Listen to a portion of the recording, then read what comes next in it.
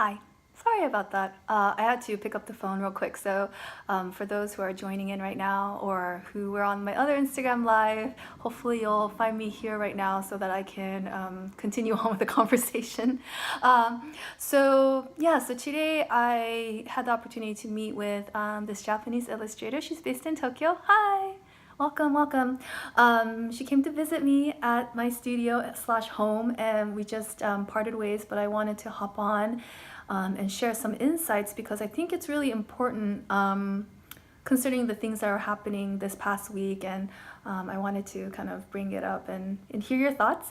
So before I start talking, if anybody wants to come on with me, feel free to send me the request. I can definitely bring you on to Instagram Live together. I'm more than happy to talk. And also, if you have any questions you want me to answer, feel free to fill in right there on the comment section. And I'm, again, more than happy to answer any questions you might have. It's always good to connect with all of you here. And I try to hop on as much as possible whenever I can. So hopefully we'll have a good conversation today. So just to kind of give a little bit of background information, so this past week, there's been a few incidences, or I wouldn't say incidences, maybe like opportunities, where it made me really think about this idea of how we not only present ourselves to the world, but also how we word things or how we talk about things, and being mindful about where other people are in their lives. And I think that a lot of times we are told to like express ourselves, especially if you're like an artist or creative. A lot of times we want to be authentic and real, and oh, thank you for the hearts, by the way, I appreciate it, thank you. We're told to be authentic and real, but at the same time I think that authenticity is only or not only, but it's maximized or it's accentuated when the other person on the receiving end can really hear what you're trying to share. And it doesn't always happen where the other people are able to connect with us, but it's always great when that happens because there's like an underlining understanding that happens. But lately I've noticed, and I think a lot of you might also have noticed, that there's a lot of talks about spirituality, and especially in kind of like my world where a lot of that kind of plays into my interest, which is spirituality and art and creativity, kind of like the bridging of the two.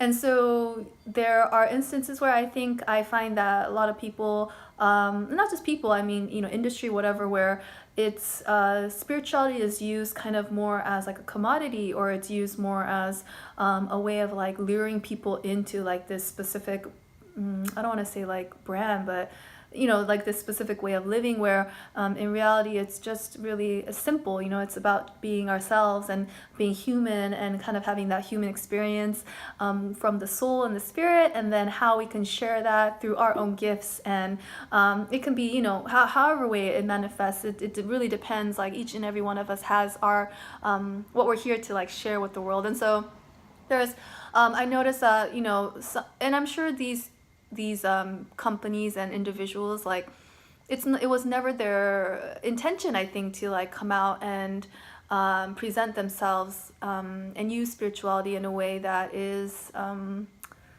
do I want to say this, like use it in a way that's like more of a business.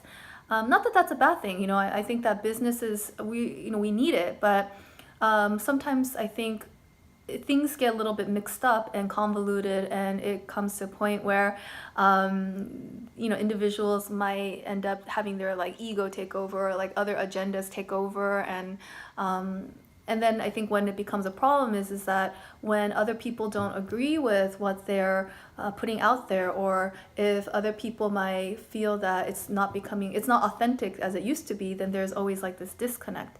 And so for myself, I think that it's always important to like revisit, why we're doing something, or like why is it important to us, or why do we need to keep kind of going down the path that we believe in, making sure that it does continue to align with us versus aligning with some other reason, whether it's manipulating, or whether it's holding power, or whether it's trying to like uphold a certain image, because I think that those are all pitfalls that we all go through. It's not just specific individuals. I think even myself included, when I was reading up on this particular conversation that I'm thinking about,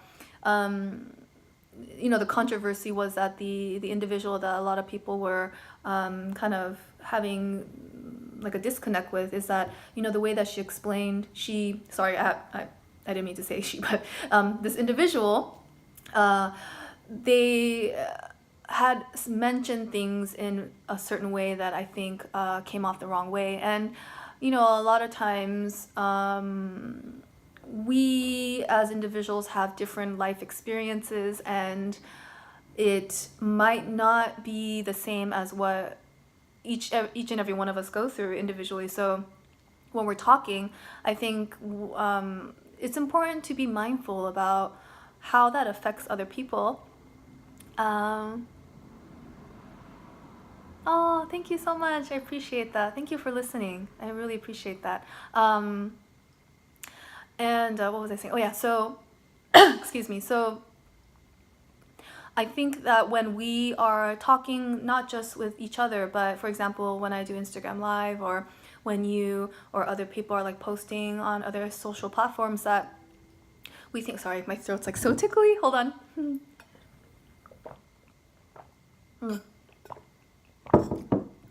Excuse me.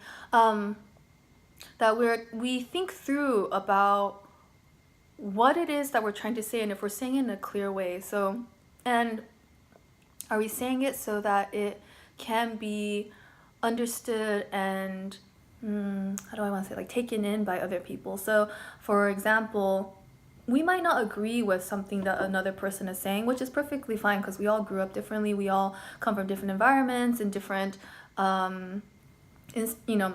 instances in our lives. But when we're trying to talk to someone, we can still be respectful, and we can still acknowledge their thoughts. And I think more importantly, when we might say something hurtful to someone, and if they have enough in them to tell us, hey, like, that hurt me, what you said, or that really affected me in a negative way, what you said, even if you might not agree with them feeling hurt by what you said, or you didn't mean it, or whatever the case may be, I think it's still important to acknowledge and say, look, I'm sorry, I didn't mean to hurt you like that. That was not my position at all. Or even if it was your position, then to rethink, okay, how can I say it in a way that the individual can hear it, so that, yes, they might feel hurt, or they might feel, a little bit like not so happy about it, but at the same time, they can feel like the love or the thoughtfulness behind it, or the compassion behind what you're saying, And I think that's really, really, really important and really key to making sure that we all stay connected, even if we are on different sides of, or different viewpoints, I guess, that we can still have a conversation, or at least some kind of middle ground. And I think that more and more we're forgetting that, or that it's almost like my opinion is more important than your feelings, and so therefore I'm just going to say whatever I want, and you can take it or leave it, And I wouldn't say 100% that that's not appropriate. Sometimes in certain situations that is, you have to stand your ground, and if some person is invading your comfort, or your comfort level, or your personal space, like, yes, you shouldn't try to be diplomatic about it. But in cases where neither your point of view or their point of view is not right or wrong, it's just different, and yet when we try to say something and the other person is feeling, we can feel it when they're being very standoffish, or they're starting to feel very offended, to really take into account that, okay, like, that's what they're feeling. How can I voice it in a way that it'll speak to these people? And I think more importantly is, if we are in the position of talking to like a large audience, or if we have the opportunity to affect many, many people, this becomes even more important.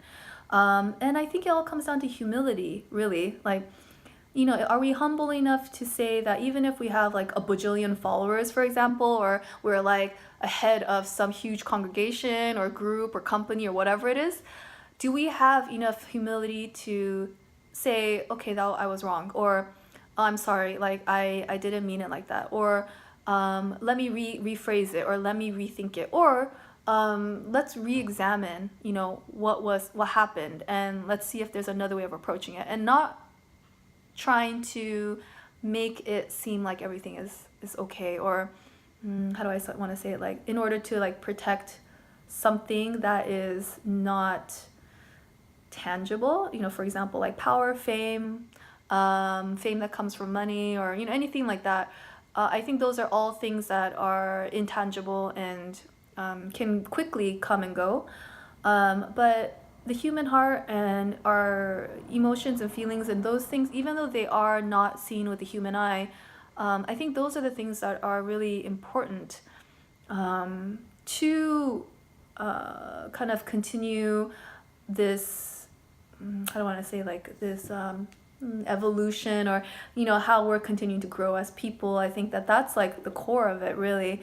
We can find power and fame and position and titles and all these things that I think humans strive for, which is fine. It's part of the experience of why we're here. But when we have those things take over and we forget the whole reason why we're even here, in order to like evolve, I think, as individuals and as souls and as people, we forget that that's the main goal, and the goal is not to like power over other people, and it's not about making like a gajillion dollars in order to like make other people feel like less than, or whatever it may be. It's like that's part of the experience, but that's not the point.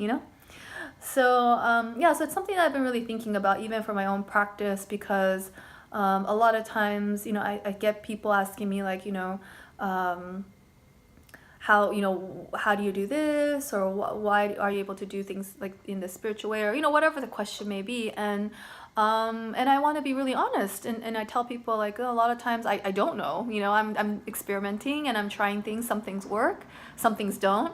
And that even goes with human relationships. I've had pasts where I've said really hurtful things without realizing, or even with realizing, and I've learned, and I've repeated the same thing again. So it's not like I've done it once and I learned my lesson, I'm never going to do it again. It's like we find ourselves kind of in this cycle and these pitfalls, and we continue to try to be more mindful and be more conscious about our actions. And so today, what this kind of tied into was, so again, this illustrator from Japan visited me. Her name's Yui Horiuchi. If you are not familiar with her, check her out on Instagram. She has some amazing work. And she brought her friend, who I've never met, and he's also a musician, and really, really great. Both of them such beautiful souls. And but I have this, and I think it comes from my childhood, is I have this fear of, and it's gotten a lot better, but this fear of being judged, and also of, I'm a very private person, so I don't necessarily feel very open to like inviting someone I don't know, over or whatever. But meeting Yui today and her friend, it made me think about how, and I've been also studying up on this, and how what we want in our lives, what we allow to come into our lives, and what we consciously put out into the universe, saying what we want. Meaning, we're not just nilly-willy like doing whatever and living whatever and meeting whoever, but that we intentionally put out this specific thought that we want to meet these kind of people, or we want to have these kind of experiences. And for me, I think the biggest thing is, I've been saying, I really want to meet and connect with like-minded people. I really want to spend time with people who are genuine, like genuine souls, even if we are totally different types of people. It doesn't matter. Like I feel like if they're true, there will be like an underlining like connection. So so today, I was like, I'm just gonna like invite Yui over and it's gonna be great. And I didn't feel any negativity. Even before I met her, I was like, I feel like we align as people. And after a meeting, it made me so happy to know that it doesn't have to even necessarily be someone that we know prior to. Like, it could be at the grocery store or while we're out and about. But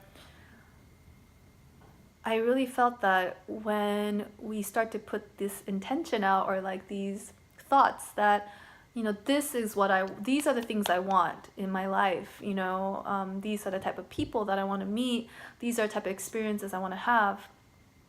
Funny enough, it's almost as if the universe kind of orchestrates it so that you are able to meet these types of people and you are able to have these kinds of experiences. And I think the more open we are to it, the idea of it, the more that it happens.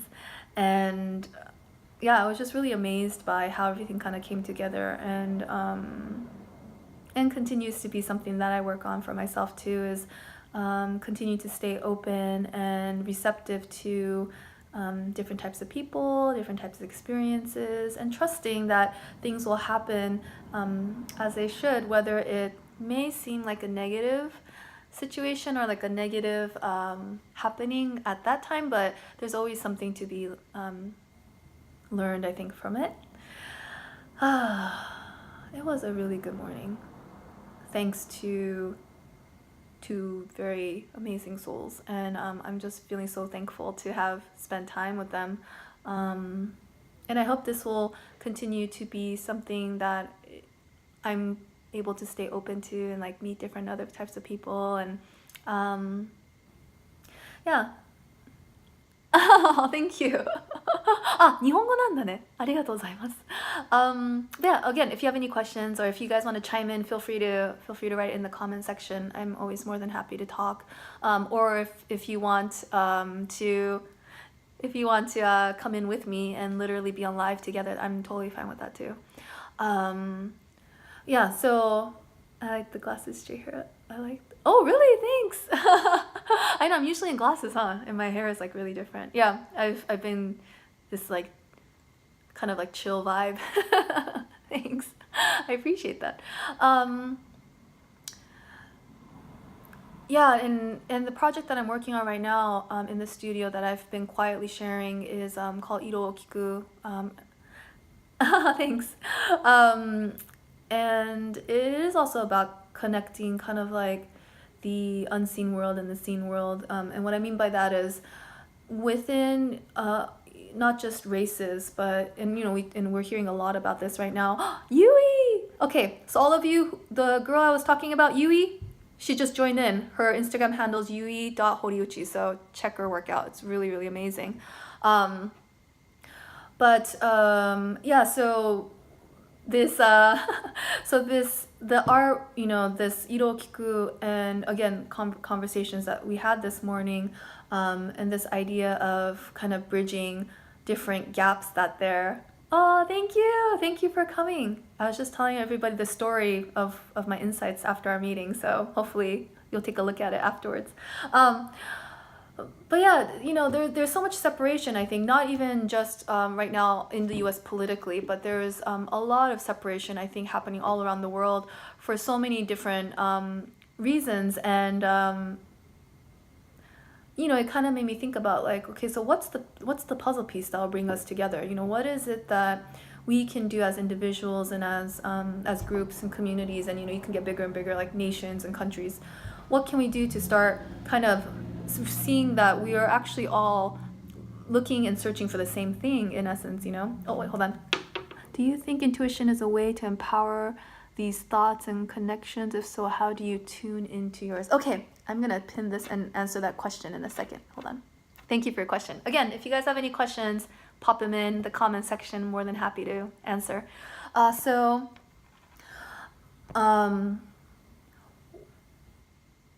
think that it's very natural for us as humans to find things that we gravitate towards and that we want to kind of build a community based on like interests. Because yeah, obviously when we talk, we want to feel like we're, understood and we want to be connected and all of that good stuff. But I think the real connection happens when we're also able to, on top of that, able to understand and connect with people that are completely different from us, that might think differently, that might have come from a different background, if we can find an underlining connector. And from my experience, what I've seen is that the underlining connector is, at the end of the day, we're all human. And at the end of the day, I truly believe that none of us are built to be like malicious, or none of us are built from the ground up to be like angry, crazy individuals. We might have like mental illnesses, and we might have been brought up to believe that killing is the way to salvation, all these different beliefs. But at the very end of it, or the very, very underlining aspect of it, is that we are all human, and we all search for happiness, and we all are looking for a way to find peace, and very, very basic things, and we kind of forget that, I think, when we are talking with other people, or when we're going throughout our day. We're so quick to kind of judge and say like, okay, well, that person doesn't think the way I do, or they're not agreeing with me, and so therefore, like, okay, like, go away, or whatever. And again, it's situational, and it's also timing. Sometimes in our lives we don't have the capacity to bring that into our lives, and it's okay. You just say, okay, for this time being, I'm gonna have to let that go. But the funny thing is, in our lives, is that these things repeat, so that there are opportunities for us to get past these blockages. And I have many that I'm continuing to have to process through, and which I think is perfectly fine. And it might move on to like, years and years later when we encounter it, and perhaps we'll not be able to overcome it until we're, I don't know, clearly in our 80s. I mean, who knows, but the bottom line is that in order for us to bridge these gaps between people, I think that we as individuals, through our particular, again, gifts, our insights, our wisdom, whatever we have to share with others, through this, that we can kind of see eye to eye, even at the very basic level, or be compassionate at the very least. I think it would help to really bring more and more people together. And at the end of the day, isn't that kind of what we want, is to feel that somebody sees us for who we are, someone understands us for who we are, and that we are appreciated for our existence. I think those are like very, very basic things. So okay, anyways, let me answer this question. Sorry.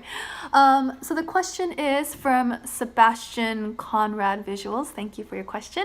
So he writes, do you think intuition is a way to empower these thoughts and connections? If so, how do you tune into yours? Great question. Thank you. Okay, so the first part of the question. So I do believe that intuition is one way of empowering thoughts and building these connections. And the reason why I say that is because intuition naturally is connected to our higher self, or if I were to reword it, it is connected to the essence of our being. A lot of times we think intuition is something that we need to rethink, or we are quick to be like, I don't know if that's really true, or that sounds too hokey or whatever. But in reality, intuition is a very strong indicator of whether something is aligning with us and not. So for example, I'll give you one example that just came to my mind was, okay, so recently there was an art show that I was a part of, and intuitively I felt that it was a good opportunity to try to get into this show. And I didn't know why, and I wasn't sure if they would align with what I'm trying to do and whatnot, but I thought, okay, intuitively I feel like it makes sense, why don't we give it a try. During the whole event of this show, there was a lot of things that happened, both, I would say, at that moment I would categorize negative and positive, but in hindsight, I think intuition wise, that leading me to enter into the exhibition, I think, was correct, because even the negative things that happened during this event at that time were very difficult for me. Not very, relative, but difficult for me. In hindsight, I'm really glad that I went through it, and the people that I met through it, and just the experiences, I think were invaluable.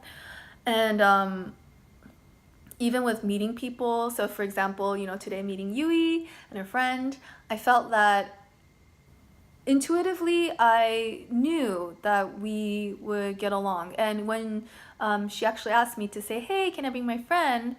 I trusted my intuition and trusted her as an individual, even though I've never met her in person. But something inside me was like, you know what?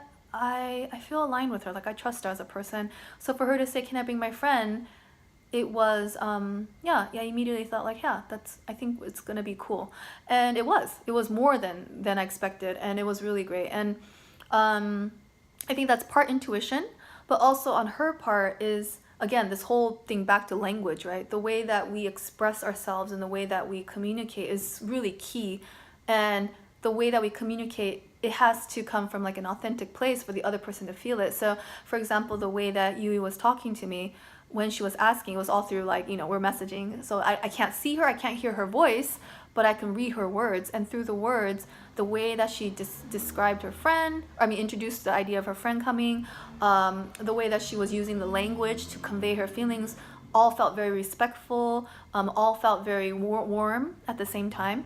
And I think when I was receiving these messages, I already knew that, okay, as an individual, she's solid. And I think that that's reflective of who she is as an individual as well. And so again, when we're trying to communicate with other people, in order for us to, one, be open to the experiences that we want in our world, thank you, in our world, and to usher in that type of good vibes and good energies, I think we as individuals, it's important for us to put it out there intuitively, like, okay, these are the type of people I want to align with, these are the certain experiences I want to align with, but using our intuition to also guide us into these connections. Once it happens, okay, do I feel aligned with this person, this situation? And at the same time also, when we are expressing our interest to connect with someone, are we making sure that we are communicating in a way that the other person will be comfortable and inviting and will feel our warmth and who we are as individuals, not having ulterior motives, but just genuinely wanting to connect? And because I think people know, we're all smart, right? We are all intuitive beings. And so we know when someone is trying to connect with us for whatever reasons, or if they're really genuinely wanting to get to know us. So I think all of those things play in with intuition. And it's interesting because intuition is not only for our own purposes, but intuition, because it connects to this higher source, everyone's intuition is all connected into like this one big giant, I don't know what you want to call it, like nebula of energy. And so we can go into there another day, that's like a whole nother conversation. But so it's very important to use our intuition as one guiding force. I wouldn't say it's the only one, but use our intuition as a strong guiding force to inform our decisions, inform our connections, and to trust it. At the end of the day, I think intuition only strengthens if we use it and trust it. So part of your second question is, how do I use mine to tune into, intuition more, and what can we do? So it's kind of like a muscle, where we all have this muscle, right? For example, like, we all have our this muscle, but if we don't use it, it starts to get kind of weak, right? And like flabby and all of that. So the more that we use this muscle, the stronger it gets. And so with intuition as well, we are all built, it's inbuilt with us because it comes from spirit. And so intuition and spirit are like one and the same almost, or I wouldn't say the same, but they come from like a similar place.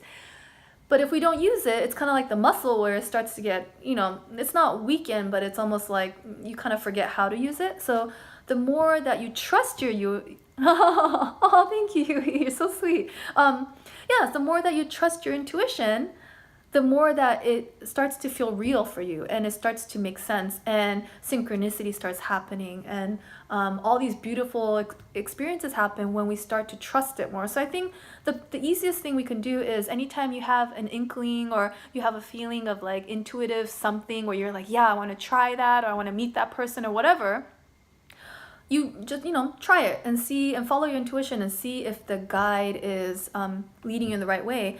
Anytime you rethink it, it's most of the time your logic coming in, and it's like the thinking mind. And there's always a place and time for that, but if you want to develop your intuition, then sometimes you just want to dive in and see how it goes. Now, I will say though, is that sometimes, even though the intuition may be leading you to do something, there's also this part called timing.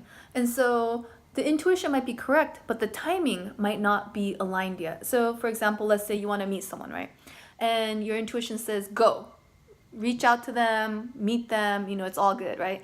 So you, let's say, reach out to them, but they say, no, we can't meet. And then you start questioning your intuition. You're like, oh, I don't know if that's right. Like, maybe my intuition was wrong. No, but what might have been happening was, yes, your intuition is correct to connect with them, but the timing maybe is not yet. And so you can actually ask again for the timing. Be like, okay, I tried reaching out to them. They said no. I'm feeling hurt because I really wanted to reach out to them. I went on a limb and they said no. But revisit it and say, okay, maybe it's not now, but could my intuition guide me towards the right timing? And I would say try not to push for anything to happen. Just kind of let it flow. And the way that I know when intuition is really working is when things just fall into place. Like, no matter how much I worry about it, no matter how much I try to make things happen, when things are not supposed to happen, they don't. And I can be really like stubborn about it, but it won't.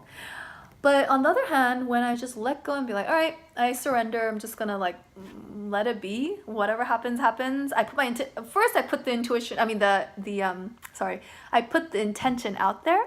This is what I want to happen. But after that, I'm like, okay, however it's supposed to happen, whatever timing is supposed to happen, I'm just gonna let it go and let it be.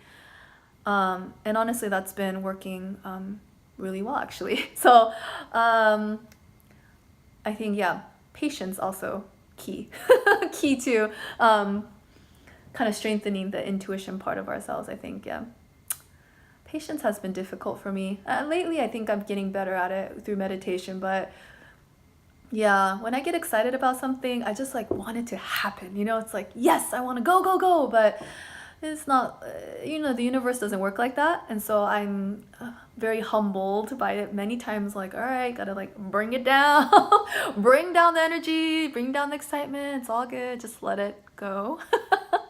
Not always easy.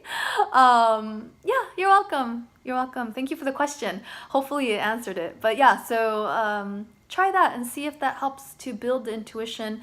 Again, we all have it. It's all part of how we're built, but it's all about like, flexing that muscle, like keep going at it and trust that you are building it strong. So, keep trying to tune into that intuition and like tell yourself like, I trust you, intuition, guide me.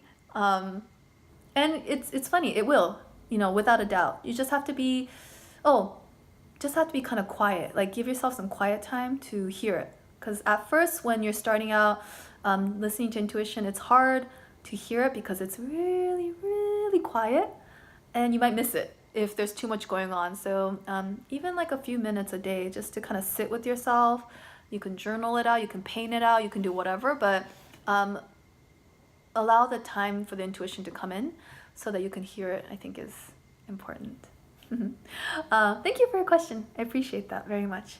Let me see if there's any other questions. If you have any questions, feel free to write it in. Again, all of you who are just joining in, thank you for coming on. I am scrolling through everybody's questions right now to see if I can answer any. And also, if you are just joining in, I've been talking about my time today with illustrator and artist Yui Horiuchi from Tokyo. She came with a friend and it was such a wonderful experience. I needed to hop on and talk about it and kind of share it with all of you. But her Instagram handle is yui.horiuchi, and check her out. Her work's really amazing. I love her illustrations, and it was even more insightful hearing about why she creates what she does. So check it out. It's good. Okay, still scrolling. I'm almost at the top. Oh, thank you. People's comments. You guys are so sweet. Thank you so much. Okay. Let me see. I don't see any other questions. Oh, thank you for all the love. Hi, Tara. You're my mentor. Oh, that's so sweet. Hi, Tara. Thank you for joining.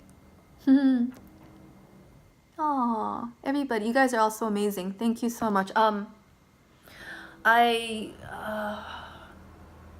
I have gone through a lot as far as like self-acceptance, and I would not say I'm anywhere close to being like one of those people who are like super, confident, like damn, nothing's gonna stop me. And oh, thanks for your question, Tara. I'll definitely get to it right now. I'm nowhere close, but I feel like by not only myself, but when I also see and hear other people's stories and experiences and what they go through, it really helps me to understand that, we're all going through this together, that we're all trying to understand the world in a way that makes sense to us. And so I just want people to know that, you're not alone in your struggles, and we all have our all of our struggles are legit. I don't care if the person is like super damn rich or super damn famous or super damn poor or whatever it is. We all have our different struggles, and I think that it's important to acknowledge that whatever we're going through, we are respectful and understanding of what the other person is experiencing, and try to be eye to eye with that person as much as possible. At least, we might not understand it, but at least be mindful to like give undivided attention. Okay, now to questions. All right, so Tara writes, I want to know how you started exhibiting your artworks. Okay, so I'm trying to kind of think back here. I'm on my 4th year now of doing painting, and I was doing graphic design and a lot of other stuff before that, so I'm kind of trying to retrack my brain here. So how I started exhibiting my artwork was, it's probably a little bit unconventional from maybe some other artists that you might know of, but I never set out to be a painter slash artist to exhibit my work. It was purely a message to paint, and then from there it was about expressing myself and what I was experiencing internally. So that was kind of like the main goal, and I think it still is till this day. My goal, obviously, to make it as a profession. I was just having this conversation with my husband the other day. To make it as a profession, it is important that I sell artwork, yes. And I'm very, very, very grateful for any and all collectors that have collected my artwork, or who have supported it or talked about it or anything. I'm forever eternally thankful. But at the same time, I think at the core of it, I create art because I feel a calling to express myself in that medium. And it might not be that forever. I don't know. I might, by the end of my lifetime, I might be training dogs or something. Who knows? But as of right now, I feel that that's kind of like where I need to be. So with that said, I received an email from a gallery space in Madrid, and they have seen my work through the internet somehow, and I don't know how, but they said, would I be interested in doing a solo show with them? And that was my first experience of doing an exhibition, and so I had no idea, how things were. But to be really honest, I think that because of my intention of the artwork, wanting to convey what was happening internally, and hopefully that connects to other people, because that was my intention, I felt like I was very fortunate to align with a gallery space that honestly, they took care of everything, and they really walked me through everything. They were so nice, and till this day I'm so thankful that they were the first place I was able to show my work. So there, like I said, there's no right or wrong way to start showing work. And for example, for myself, it was an email that came from the space to start it. But for example, for you, Tara, if you feel that there's a certain space that you want to share your work, or you meet someone and they tell you like, oh, we have this small like coffee shop or restaurant or wherever it may be, but they're really truly interested in your work and they truly want to share it, I would say that's more important than where. So at least in the beginning of your career. So I feel like the more excited the other party is about showing your work, and they understand you as an artist, they get you, and they want to support your career, that's key to having a successful show, because you'll not only be showing your work in a space that is supporting you, but I think building that kind of energy into your work. And so one experience leads to the next, right? And so even if it might not start off being the place that you want to share your work or like the image of what you had, what's more important is, do the people who want to show your work get you as an individual? Are they excited about what you're doing? And why is it that they want to share your work? Like, I think you can ask questions too, like, how is it that they want to share your work, put it in the space and whatnot. So those are some things I think to think about when you first start showing your work, and not be scared to reach out. Again, this whole intuition thing. If your intuition tells you that maybe you should want to share your work at a certain space or do something to share your work, again, exhibiting can be online. It doesn't have to necessarily be in a physical space anymore. So maybe the exhibition is like a online exhibition. Think about it like in a bigger term. But follow your intuition, follow your guide, and see where it takes you. I think usually that is, at least that's how I've been operating, is letting my intuition guide me and see where it goes. Hopefully that answers your question. Thanks for asking. Okay, thank you all for joining. Everybody who's come in, thank you so much. Okay, I see another question here. So from Tara again, and when have you started being aware about the energy and vibe? Okay, so I've always, for as long as I have any conscious recollection, I've always been really sensitive to energies and vibes. I think that's probably more real to me than like what I see from my eyes, because, for example, like ever since I was really little, before I even like walked into a room or I was going somewhere with my parents, I can already feel like I don't know if I want to go. Or if I meet someone for the first time, even before meeting them, it's like I don't know if I want to meet them. So I mean, that's when it's bad. Obviously, when it's good, it's the opposite. But I've always been really sensitive to it. And so I think that the awareness has always been there, and that's been my guiding light. Although I hid it for a long time, I've kind of put it on the rug. So it's a very natural way of me operating. And the more that I trust it and the more that I work with it, the stronger it gets. And again, everybody has this, all of us are energetic beings. We're all built from energy. So I think that we all talk about like vibes, or like we talk about connections or love, or all these things are energy. We don't phrase it in terms of energy, but it is what we're feeling. So like, for example, yeah, I really vibed with that person, or yeah, I feel like, we're seeing eye to eye. That's all energy. And well, energy plus a little bit of other stuff. But so yes, I would say if you can start to understand the experiences and connections you have with people in your everyday, and to start able to kind of like break it down as to what it is that you're experiencing during these happenings. And it's like, okay, so like energetically, I feel this during these moments, this in these moments. You'll start to see that really a lot of what we understand in our world, beyond the spoken language, is all energy. And then the next step to that, if you're interested, is bringing that understanding into, channeling that into whatever you do. So whether you're a teacher, or you're a pilot, or you're an artist, or you're a singer, or whatever you are, when you can kind of break down those vibes and those energies that really resonate with you, and you feel very empowered by it as a spirit or soul, you take that experience and you channel it into what you're doing to like not revive it, but to like bring potency to it. That's when it starts to become really special. So for example, if you're like a teacher, I love this example because I feel like teachers are so directly connected with their students.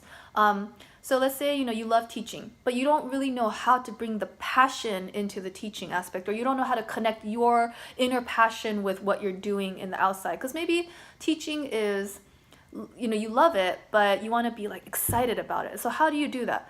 So for example, let's say you're having a conversation with someone at a coffee shop or whatever, and you feel really enlivened by something that you're talking about, right? Now, in the everyday, that's kind of it. We have a great conversation. It was great seeing you, like, bye. But if we want to start to break things down, we start thinking, okay, what about that conversation really made me excited? Like, what was it? And then you start to break down that feeling that you had. It's like, okay, so this particular thing we talked about made me excited, and it made me excited like this specifically, right?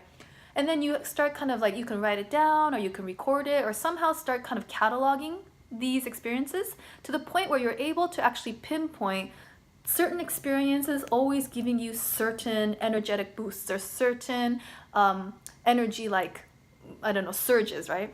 And then what you do is next, when you go back to the classroom or you go back to teaching, the thing that you do, you start to infuse some of those experiences into the conversations you have, or into the examples you share, or into the way that you word it or phrase it or whatever it is. But you start to kind of bring some of this other world into what you do, and you start to infuse it into this like way of being.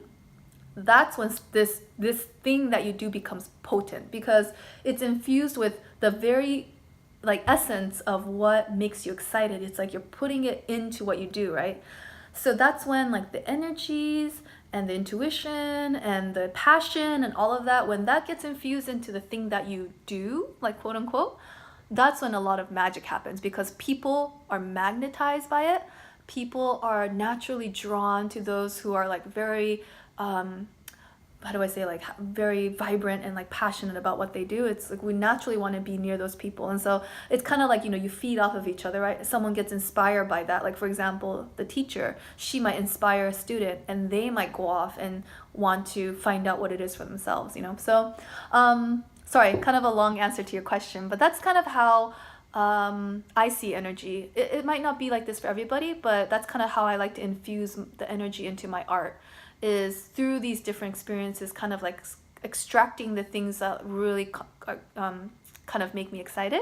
I'm even stuttering because I'm already thinking about it and it's like getting me excited. But and then pushing that and really planting that into for me it's art and spirituality, talking about it, bringing it to life, all those things. So hopefully that answers your question.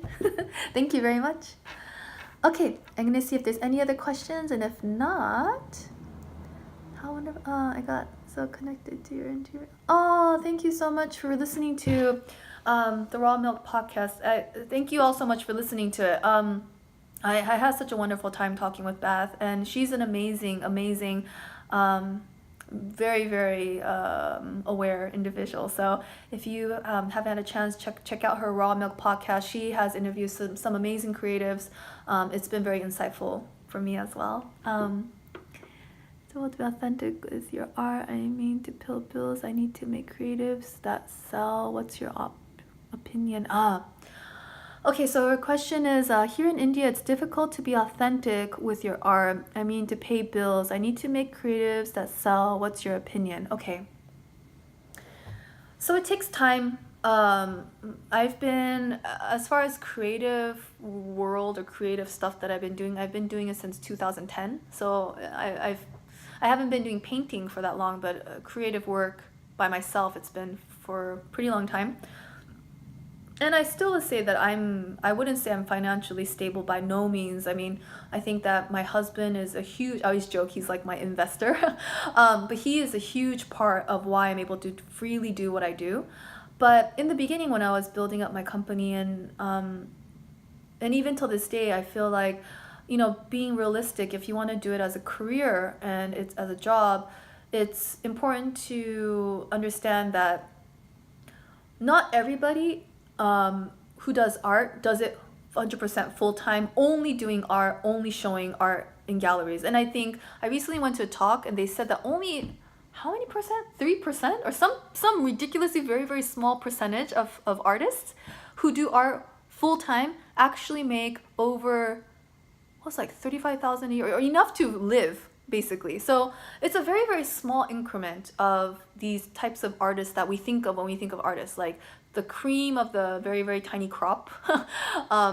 And for the rest of us, I think it's being very resourceful and figuring out what makes sense in our lives. So for example, for me, it's when I do work, it is not all just showing artwork in galleries and like just doing painting all day. There's parts of my business or my work where I do like collaborations with companies, or I do commission work, or it's working not from your own creativity only, but it's taking into account like other types of work. So that's like, I would say 30% of my studio work.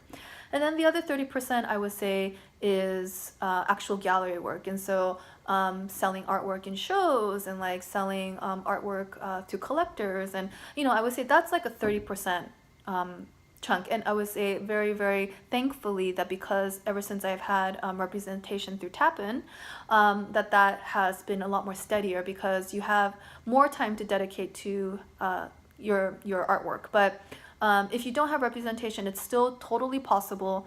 But I would say, yeah, it's not my full, like all the time I'm just doing that. And then the other 30% plus a little smidge of like, you know, whatever comes up is other things that are not doing actual artwork. So it could be giving talks or teaching workshops, or even something completely unrelated. For me, this other 30% plus the 10% to make it 100, I do energy readings, and that's a whole different ball game. But that could be something else for you, you know, Tara. It can be some other interest that you're into, or it can just be honestly to pay the bills. You just do some other work for the time being until you can figure out what to slot into this area of your life to be more fulfilling. But sometimes, you know, depending on where we are in our lives, we have to do work that, you know, we might not be excited about. But for example, I've been a bank teller, I've been a waitress many times over, I've been a piano teacher, I've been what other odd jobs have I done? I don't know, I've done so many odd jobs, and I feel like, you know, not all those jobs really spoke to me, but I learned a lot, and I wouldn't trade it. All these experiences, I wouldn't trade it. And I think it helped me to understand that there's other people out in the world doing other things that I'm hoping that my art will connect with. And I wouldn't know if I didn't have these opportunities. So hopefully that answers your question. I know it's not the ideal.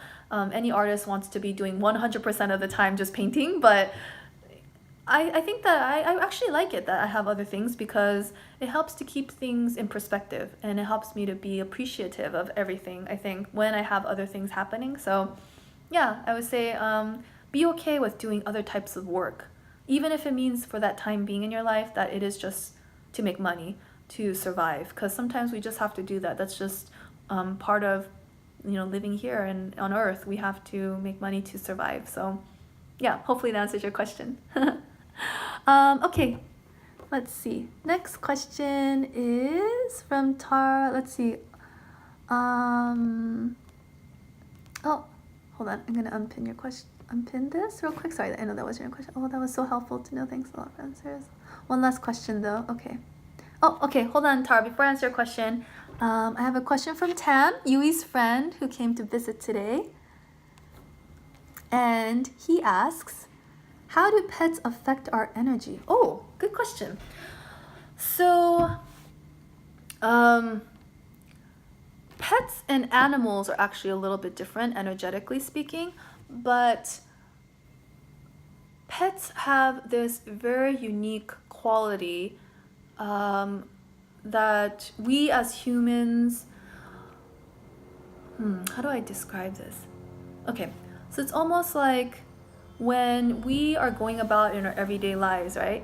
Tam! When we are going out in our everyday lives, we are bombarded with different types of energies from other humans. And when we come back home and we have pets, they have this innate ability, because of the way that they're placed onto our earth as being pets. Animals have this naturally, but because pets are domesticated, their energy has shifted a little bit. It's a little different, still the same, but they have this quality about them that almost neutralizes all of that. So when we hear about, you know, oh, we come home and our pets relax us, or we feel like our pets understand us, or we feel like we, you know, connect with our pets more than sometimes humans, you know, whatever the case is, it's because they naturally have this ability to neutralize. And where that comes from is because in no other world except the human world do we have judgment, and do we have this kind of like yes and no, yin and yang, like black and white.